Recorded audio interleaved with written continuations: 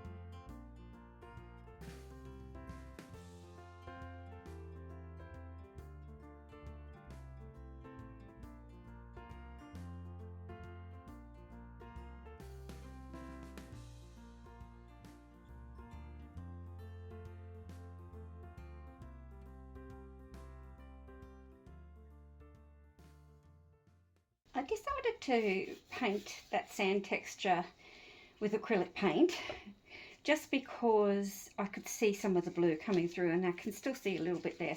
I've got to do another project, and if there's a little bit of resin left in the bottom of the cup, I've got some little shells just to put down. And once that is done, I might put a top coat on. I'm actually impressed with how this has turned out with my own paste and the Artko resins from Harry and Wilma. I'll speed this up because this is going to end up too long otherwise.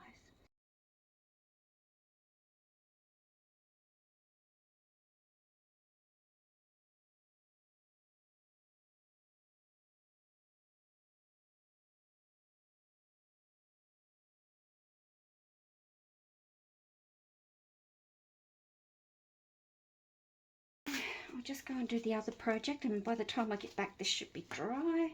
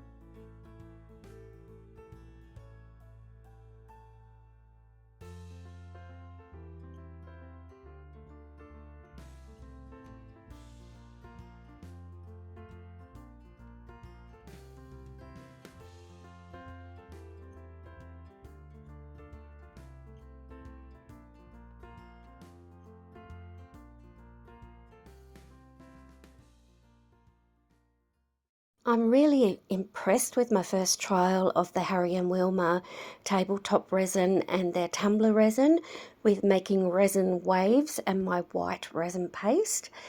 I didn't know the working time of the tabletop resin when I tried this. I've since found out it is 30 minutes, so I will investigate this a bit further, and I may have to adjust my pigment paste a little to give it more of a foamy look. For my first try though, it's a yes from me. Hopefully I can also get this to work with some other brands, but I'll work my way through the Artko ones first because I have several of those. I'm not affiliated with Harry and Wilma, I just like their products. Thanks for watching everyone.